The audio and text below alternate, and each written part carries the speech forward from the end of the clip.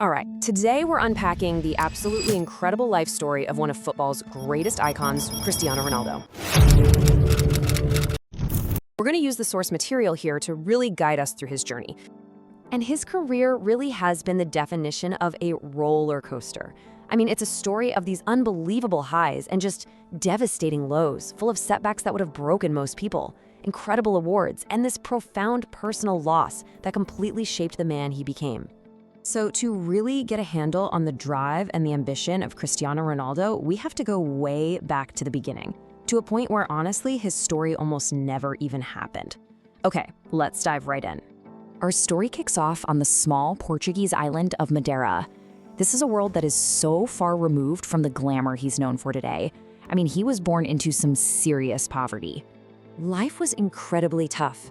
Just try to picture it. An entire family, we're talking parents and several kids, all living in a single room, and a lot of times, there just wasn't enough food to go around. His dad was a kitman for a local club, so football was always kind of in the air.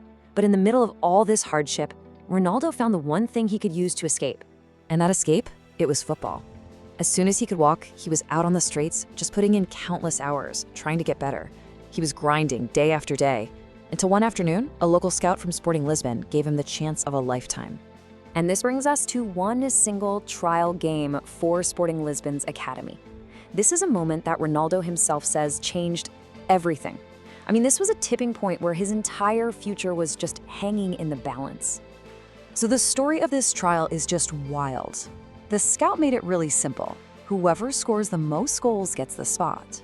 Ronaldo manages to score one, but his teammate, Albert Fantrau, he's got two. So in the final minutes, Albert gets the ball, he's one-on-one with the goalie, he has an empty net, the contract is his for the taking. But instead of shooting, he passes it to Ronaldo. It's that one selfless act that basically launched Ronaldo's entire career. After becoming a star at Sporting, his big break came in a friendly match against Manchester United. He put on an absolute show, just tying the entire United defense in knots, and the legendary manager, Sir Alex Ferguson, well, he'd seen enough. He got a deal done just days later, signing the young Portuguese winger for $19 million. Now, at Manchester United, he wasn't just another player. He was handed the iconic number 7 shirt, and that's really the birth of CR7. But his journey both on and off the field was really just getting started.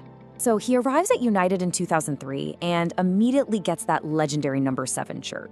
But his start was a little slow. Some of his own teammates even called him just a flashy dribbler who didn't have much substance. But while he was adjusting on the field, he hit this huge personal goal off of it. He could finally afford to buy his family a proper home, getting them out of that one single room. But just as things were looking up, his entire world was about to be turned completely upside down. His father, Jose Diniz, became gravely ill. For years, his dad had struggled with not being able to provide for his family, which had led to drinking and now severe liver problems. Ronaldo rushed to his father's bedside and promised he'd do everything he could to save him. But it was just too late. That loss absolutely shattered him. And it's this tragic moment that really forges what we now know as his famous elite mentality. With his father gone, he knew all he had left was his mom and his siblings. So he made a brand new promise. He would dedicate his entire career to becoming the best player in the world, just to make them happy and proud. Fueled by this new, deeply personal promise, Ronaldo just transformed. He went from being this talented, flashy winger into an absolutely unstoppable goal-scoring machine, dead set on conquering the entire world of football. And wow, did he deliver on that promise? Almost immediately. Just 2 years after his father's death, he has a season for the ages, scoring a record number of goals, leading his team to the Champions League title, and being officially named the best player on the planet. So, after conquering England, he knew it was time for the next big step. In the summer of 2009, he made a world record move to the club he had always dreamed of playing for, Real Madrid. And this is where he would build a football dynasty. I mean, his goal scoring in Madrid was just staggering, beyond what anyone thought was even possible. He scored over 450 goals for the club, winning trophy after trophy. But while he was dominating at the club level, success for his country just kept slipping through his fingers. And this contrast pretty much defined his career for years. You look at the club level with Real Madrid, and it was just non-stop success. But then you look at his national team, Portugal, and it was repeated heartbreak, getting knocked out of major tournaments again and again and again. And then came Euro 2016. Nobody gave Portugal much of a chance, but Ronaldo basically dragged them to the final. And then, disaster. He gets injured early in the match and has to be subbed off. But in a true testament to his leadership, he's on the sidelines coaching his team, and they pull off this huge upset victory. He had finally achieved a lifelong dream for his entire nation.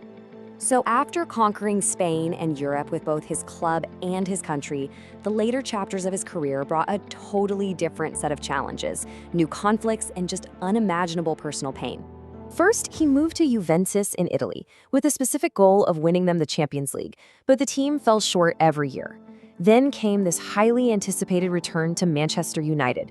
It started off great, but things quickly went south. He clashed publicly with the new coach, which led to a really controversial interview where he just called everyone out, and that ultimately got his contract terminated. And right in the middle of all this professional turmoil, he and his partner Georgina suffered the most devastating personal heartbreak you can imagine. He described the loss of their newborn son, Angel, as the absolute worst moment of his life. So after that messy exit from Manchester United in a pretty disappointing 2022 World Cup where Portugal got knocked out in the quarterfinals, a lot of people thought his time at the top was over. But Ronaldo shocked the world one more time. At the beginning of 2023, he signed a historic, absolutely massive deal to play for Al Nassr in Saudi Arabia. The reported salary is astronomical, securing his family's future for generations and starting a completely new chapter far away from Europe's top leagues. So from the streets of Portugal to becoming a global icon, his story is one of unbelievable resilience, heartbreaking tragedy, and this relentless, unapologetic ambition. He really did make it out, and then some. So after this incredible roller coaster of a career, the final question is pretty simple. How will he ultimately be remembered?